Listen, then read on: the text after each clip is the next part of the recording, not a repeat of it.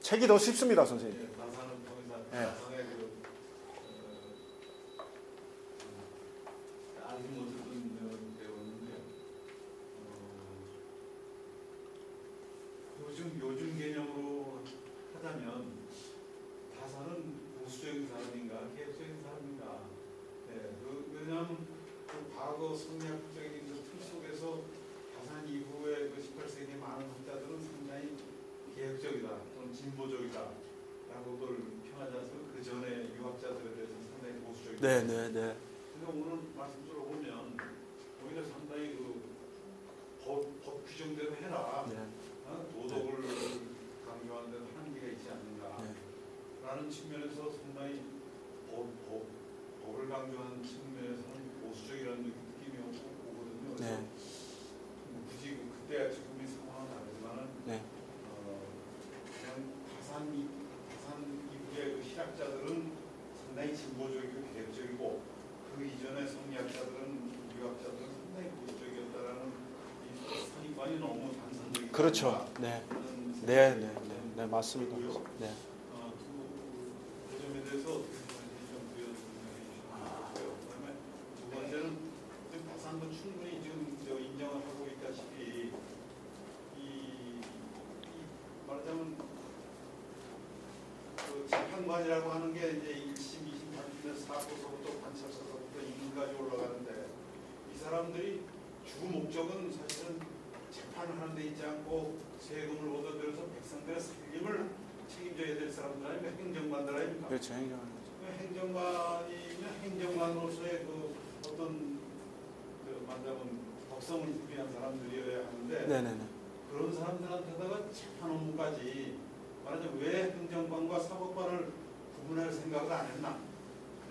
외국은 일찍부터 최종 권한은 왕에게 있다 하더라도 일찍부터 재판하는 놈의 업무와 세금 걷어서 나라 살림하는 행정관의 업무를 보내고 있었는데 다산 선생조차도 이렇게 하면 좋겠다는 말만 했지 그 업무를 구분하지 않은 이유가 뭔가 혹시 어디 다른 부분에 구분해야 된다고 주장하는 거가 있는지 그 점을 좀 여쭤보시죠. 네.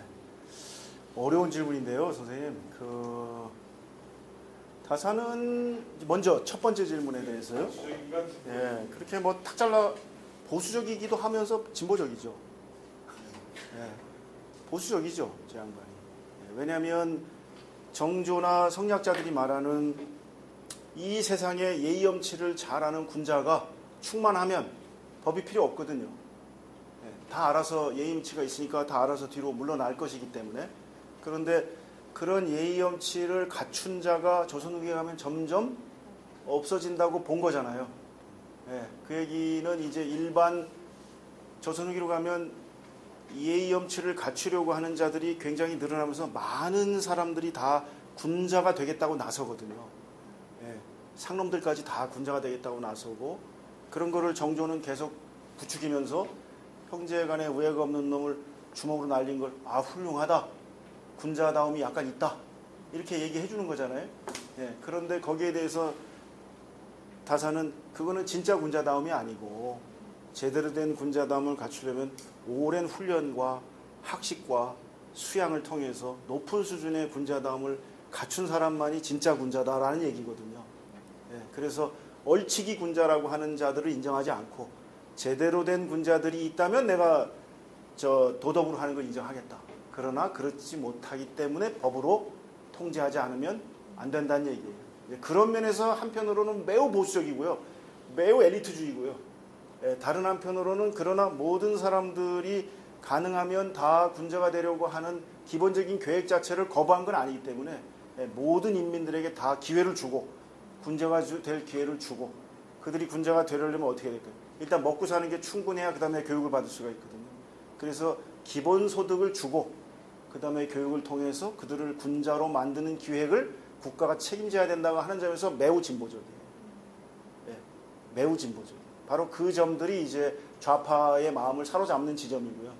예. 그러나 그 양반이 말하는 진짜 좋은 세상, 그거는 아주 훌륭한 군자들이, 아주 높은 수준의 군자들이 모범이 되어가지고 세상에 법도 없이 살아갈 만한 그런 모델을 보여주는 것, 그건 그 양반의 이상이죠. 그건 우리나라의 보수들이 해야 될 일입니다. 예. 그러니까 그 양면이 동시에 그 양반 몸속에 다 들어있죠. 그래서 진보적이면서 동시에 보수적이고 보수적이면서 동시에 진보적인 측면들을 다 가지고 있습니다. 네, 그렇게 말씀드릴 수 있을 것 같고요. 그 다음에 행정사법의 분리는 동아시아 전체의 정치는 아까도 말씀드린 것처럼 법이 없는 것입니다. 법이 없어지는 데까지가 정치의 목적이거든요. 네, 그래서 정치의 목적은 모든 인민들을 밥을 먹이고요. 밥을 먹인 후에 아까 말씀드린 것처럼 다 교육을 시켜가지고 얼추 예의 염치를 아는 자들을 다 만들면 법은 드디어 없어지게 되거든요. 이게 정치의 목적이에요. 그러니까 좋은 정치가는 드디어 모든 사법의 영역으로부터 완전한 자유가 되는 것이 정치의 목표거든요. 정치와 사법은 완전히 한 몸에 있는 거죠. 예, 그렇게 해서 좋은 정치를 통해서 법이 없어지는 세계를 향해 가는 것, 그게 바로 대동세계거든요.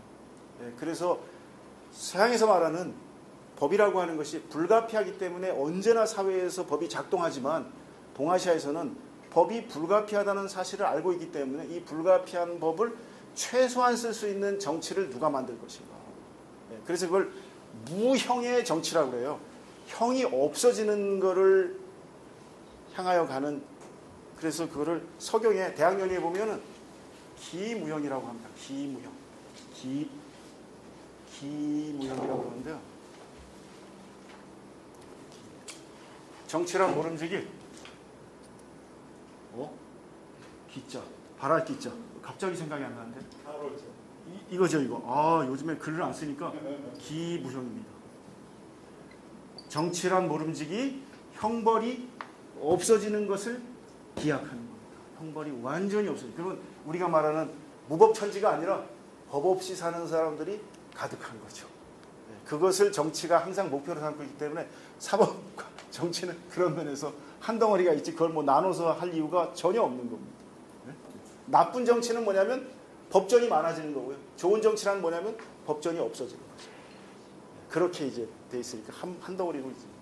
근데 지금은 이룰 수가 없는 정치죠. 이제는 이룰 수 없는 정치인데, 그러나 적어도 동아시아에서는 저런 방식대로 이제 정치를 꾸려나간 거죠.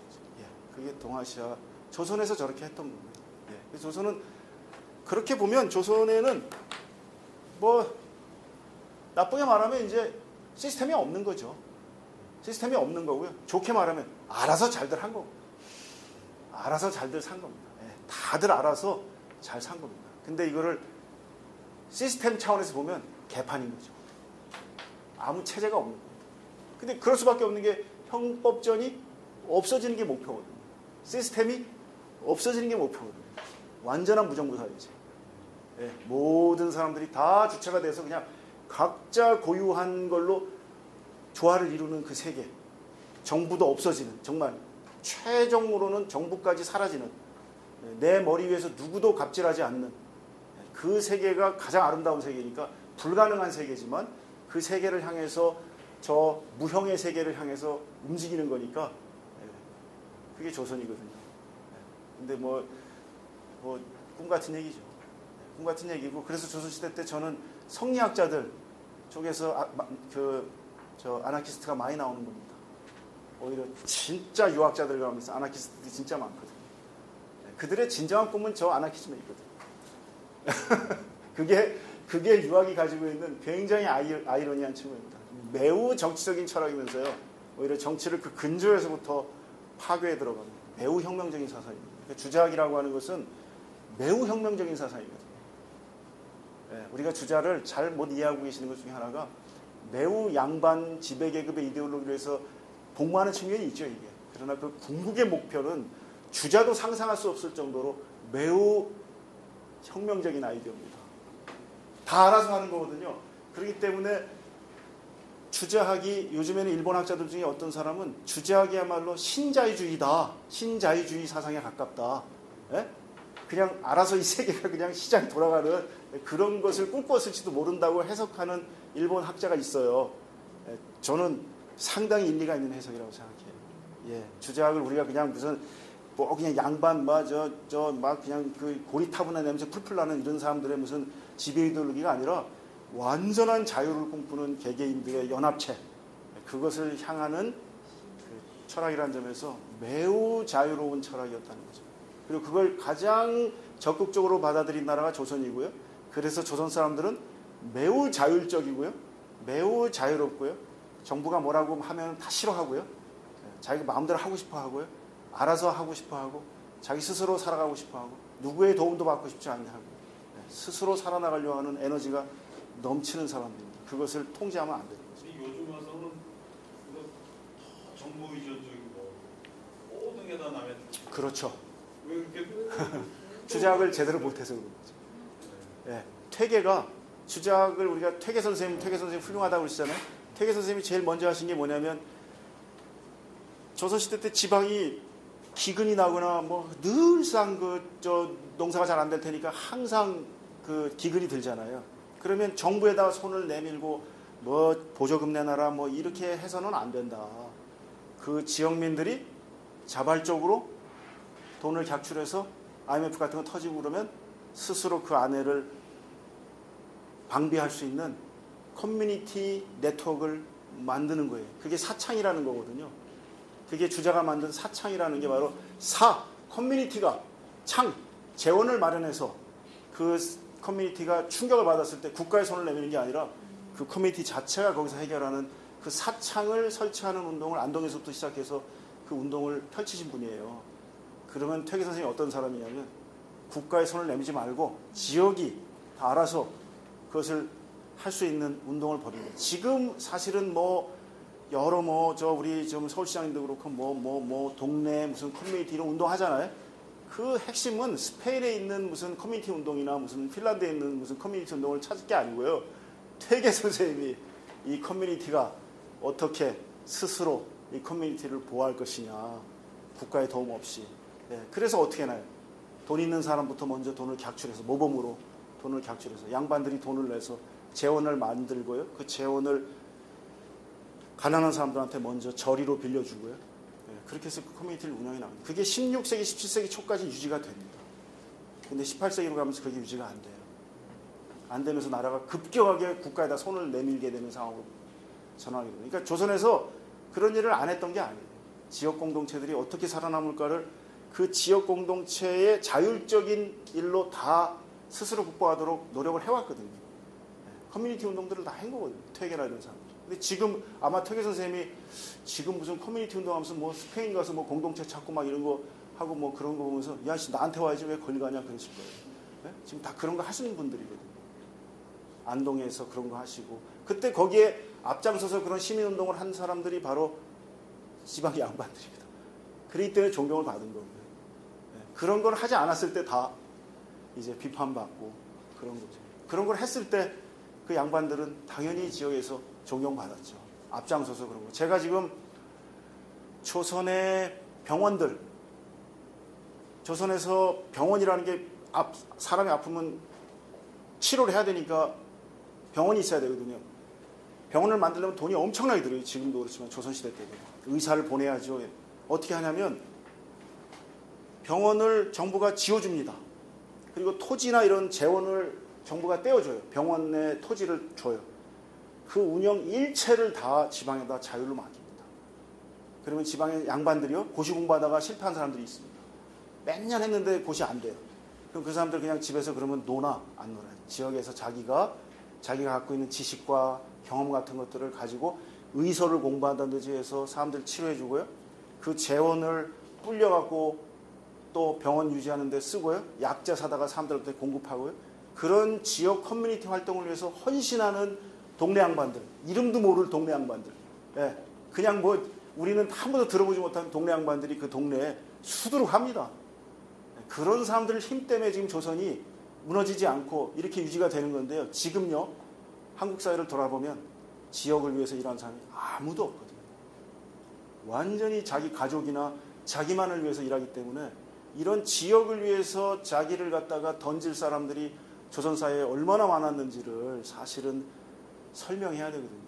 그게 얼마나 건강한 사회를 만들고 얼마나 훌륭한 이 사회의 토대가 되었는지 이런 거를 배워가지고 조선시대 사람들이 얼마나 훌륭한 일을 했는지를 가르쳐야 되는데 지금 역사가 조선은 맨 공리공담이나 하다가 망한 나라로 지금 가르쳐갖고 제가 지금 우라통이 터지는 게 그런 거예요. 어디 가서 이렇게 이제 강의를 하려고 그러면 다들 이제 배우신 게 조선 그것이 뭐 맨날 그냥 뭐 이상한 수염 쓰다듬는 소리나 하고 뭐 아무 짝에 쓸모없는 소리 하다가 일본한테 나라 망해가지고 절단났다 이런 이제 선입견들을 갖고 계신데요. 제가 이제 그거를 비판하기 위한 근거들을 이제 발굴해서 이제 그걸 소개하는 일을 연구를 하고 있는데 지금 병원들 조선 지금 영주에 안동에 영광에 제주 대정에 강릉에 다 그런 병원들이 운영되고요. 그거는 국가가 일체 관여하지 않습니다. 그 지방 양반들이 자율적으로 합니다. 국가 가서 감사하지 않아요. 다 알아서 합니다. 네. 그래도 다 돌아갑니다. 지금요. 지금 국가가 너무 개입하죠. 왜? 너무 부패했기 때문이도 그래요. 네. 그러니까 알아서 했으면 사실은 그 문제도 저는 그렇습니다. 국가가 적당히 개입해야 되고요. 네. 또 지역은 적당히 부패해야 돼요. 너무 부패하면 깊숙이 개입하게 되면 자유가 사라지거든요. 근데 조선은 그런 면에서 지방 양반들의 자율적 영역들이 굉장히 잘 돌아간 편 중에 하나입니다. 제가 이거 서양에 가서 발표하잖아요. 깜짝 놀라요, 걔네들이요. 네. 이런 사례들이 없거든요. 지금 제가 말씀드린 이 병원이 1510년대, 1480년대 이런 얘기예요. 르네상스 시대 때 얘기예요, 서양으로 말하면. 네. 그때 지역을 위해서 막 병원에 가서 일하고 병원에 약재 주워 먹어가지고 말리고 그 의학책 공부해가지고 그거 나눠주고 이런 일들을 양반들이 고시 떨어진 사람들 또 관료 생활했다가 다시 자기 집으로 돌아온 사람들 이런 사람들이 지역을 위해서 그렇게 일을 합니다. 그리고 그런 사람들은 그 지역에서 지금도 훌륭하다고 평가를 받고 있습니다. 네, 그런 문화가 있는 거예요. 그러니까 성리학 사회라고 하는 것을 저는 그런 의미에서 매우 자율적으로 그 자기 개인의 수양은 물론 가족과 커뮤니티와 국가를 위해서 언제든지 자신의 함양된 덕을 베풀 준비가 돼 있는 사람들을 길러내는 학문이었다고 주장하고 싶고요. 그게 물론 18, 19세기 가면 이제 문제가 생겨서 이제 비판도 받고 하지만 그런 측면들을 조금 더 우리가 공부할 필요가 있습니다. 언제 기회가 되면 사실은 제가 최근에 연구하고 있는 그런 병원들 그런 거 보여드리면요. 상당히 놀랍니다. 아, 옛날에 그렇게 했는지. 그러면 거기 토지 같은 거 정부에서 주잖아요. 학교 같은 것도 다 그렇게 운영합니다. 사립대학요. 정부에서 재정지원금 다 주잖아요. 조선에서도 학교를 많이 만들고 국가에서 다 재정지원금 줍니다. 투명하게 운영합니다. 왜? 지방의 사족들이요 서로 견제하면서 투명해지도록 계속 감시하거든요. 정부가 개입할 필요가 없을 정도로 상당히 훌륭하게 예의 염치를 아는 사람들에서 운영이 되는 사실을 제 눈으로 보고 있는데요. 증거가 있고요. 그러면 국가가 개입할 이유가 전혀 없거든요. 잘 돌아갑니다. 그리고 거기서 운영한 걸로 장학금 다 주고요. 학생들 공부시키고 다 합니다. 그런 학교들의 사례들이 상당히 많아요. 학교가 있죠. 병원이 있죠. 그리고 서원이 있죠. 그런 게 다 있거든요. 이런 증거들을 말씀드리는 거죠. 예. 네. 모라토리 새로 진짜 많이 돼갔습니다. 2,000원짜리의 세계 유학 선생이 있지 않습니까? 네. 연관돼서 그 임진왜란 때 일본이 쳐들어와서 한양만 딱 점령하고 북쪽에 수입될 생각인데 결국 나중에 이제 그각 의병들 때문에 도전을 많이 했잖아요. 이제 일본은 도저히 그걸 이해를 못하는. 그렇죠. 그것도 그런 겁니다. 네, 정확합니다, 선생님. 의병이라는 게 바로 그런 풍조를 만들었기 때문에 바로 자발적으로 일어나는 겁니다. 그 공동체의 안녕을 위해서 양반부터 상놈에 이르기까지 다 헌신하는 거거든요.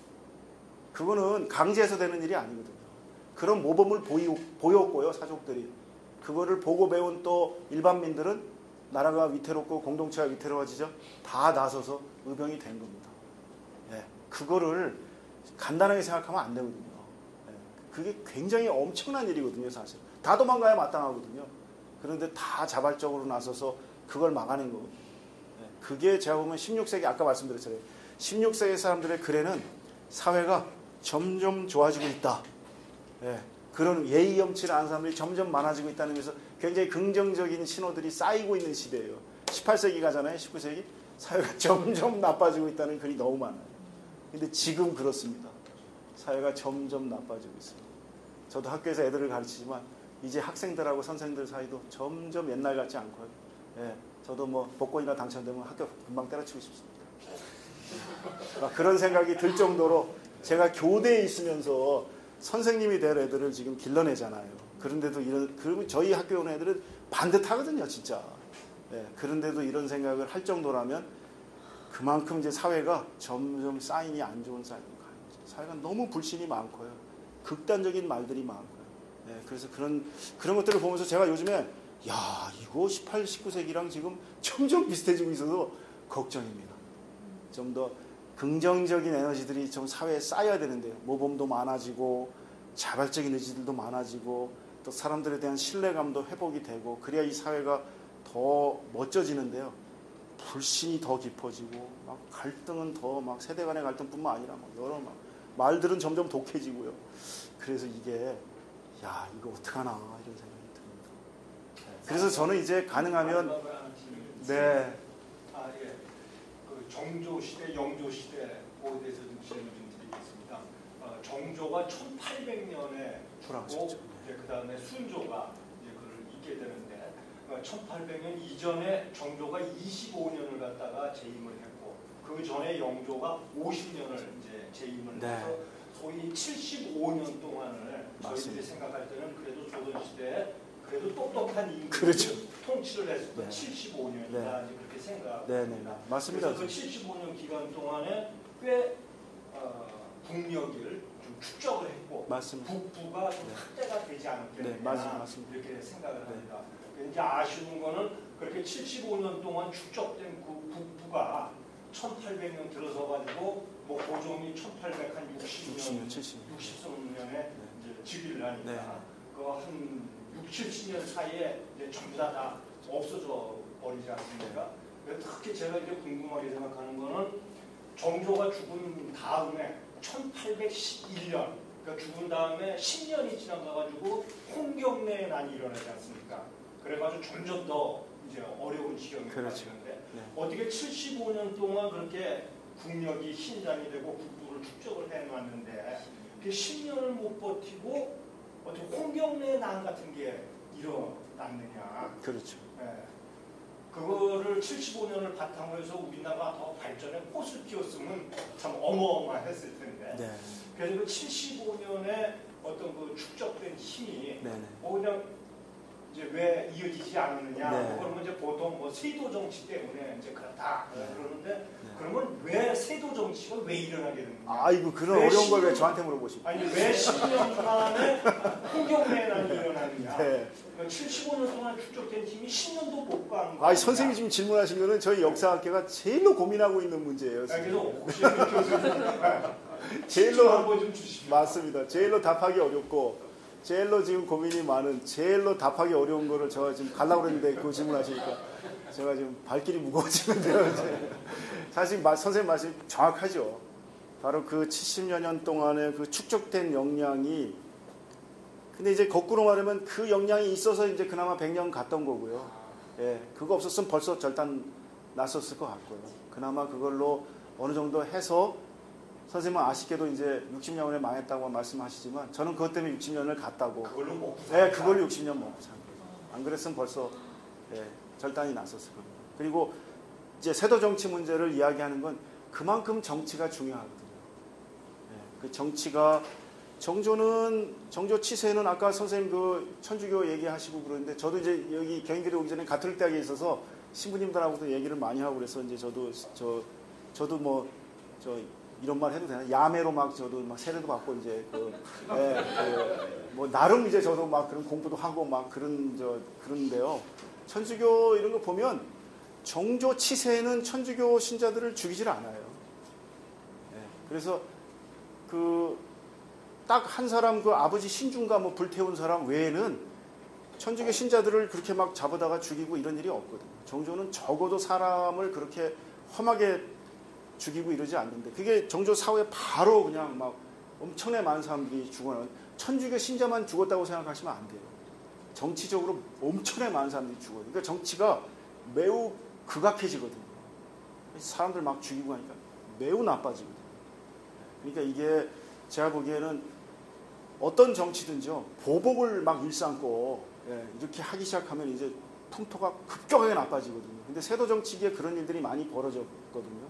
그래서 정치 풍토가 나빠지고 그런 일들이 동시에 벌어지고 또는 이제 저는 우스갯소리로 정조 임금께서 이제 많이 칭찬했던 그 정의의 주먹들이 이제 막 또 이제 나타나가지고 이제 그게 또 부글부글 끓어올라서 너도 정의의 주먹 한 맛봐라 이러고 정부한테 이 주먹을 날리는 일이 또 벌어지니까 그 후로 밀란의 시대가 계속 이어지잖아요. 그 밀란의 시대의 밑바닥에는 정조 또한 책임이 없지는 않는 거죠. 한편으로는 내부 고발을 부추기면서 한편으로 내부 고발이 많아지니까 사회가 망하는 것과 마찬가지죠. 내부 고발이 많아지면 건강해지는데요. 내부 고발이 지나치게 많아지면 사회가 망하는 것처럼 일정한 정도에서 밸런스가 유지돼야 되는데 그 밸런스 유지하는 게 굉장히 어렵거든요. 그게 이제 정치가가 야, 요 정도 되면 요건 위험하다. 아, 요 정도는 아직까지 더 이게 해도 되겠다. 요거를 상당히 정교하게 파악을 해서 정치들을 그때 섬세하게 해나가는 게 정치의 이제 진짜 저는 미학이라고 생각하는데 그 밸런스를 정조는 기가 막히게 맞추거든요. 아직까지는 내가 더 밀어도 된다. 요거 조금 지금 위험하다. 이런 걸 잘 맞추는데 이게 19세기로 가면 그 밸런스가 완전히 무너지거든요. 그러니까 이제 통제가 안 되고 막 한꺼번에 끌어오르니까 이제 나라가 이제 절단나는 거죠. 근데 지금 저는 한국 사회가 뭐 여러 가지 면에서 하여튼 그 뭐 역사가로서 아주 흥미로운 시대를 저희는 살았던 것 같아요. 저희 대학 다닐 때 80년대를 봤고요. 90년대를 봤고요. 지금 또 보고 있어서 역사가로서는 이 시대를 살아간 것만큼 역동적인 시대를 87년도엔 또 저도 뭘 던졌고요. 막 이러니까 그런 시대를 보면서 또 저희가 18, 19세기를 또 들여다보니까 상당히 또 막 이렇게 오버랩되는 면도 있고 그런데 하여튼 저희 딸들도 그렇고 이제 대학생밖에 안 되는 저희 딸 이렇게 보고 있으면 얘네들이 살아갈 때 우리가 어떻게 이거를 갖다가 좀 더 좀 멋진 사회로 만들 수 있을까 이게 고민인 거죠. 그래서 역사를 연구하지만 저의 눈은 항상 미래에 있는 거잖아요. 항상 그 미래가 어떻게 되기를 바라는 마음에서 역사를 연구하는 거니까 그래서 다산 선생님들 이렇게 보고 뭐 보는데요. 하여간 조금 걱정스럽습니다. 가장 중요한 것은 사회의 신뢰가 무너졌을 때 조선 후기처럼 무너졌을 때 걷잡을 수 없이 무너지거든요. 신뢰를 수립하는 건 굉장히 시간이 오래 걸리는데요. 200~300년 걸리는데요. 무너지는 거는 아까 말씀드린 5~60년 만에 확 무너지거든요. 한국 사회가 지금 무너지는 속도가 굉장히 빠르고요. 저는 인구 감소를 걱정할 때가 아니고요. 사회적 자본인 신뢰가 무너지고 있는 걸 사실은 걱정해야 될 때 지금 이게 너무 빨리 무너지고 있습니다. 이게 이렇게 됐을 때 어떤 일이 벌어질지 솔직한 얘기로 좀 걱정스러운 점이 있어요. 그걸 제일 걱정했고요. 다산 선생님도. 이런 사회적 자본들이 무너지는 거에 대해서 굉장히 걱정하셨죠. 끝내겠습니다. 이제.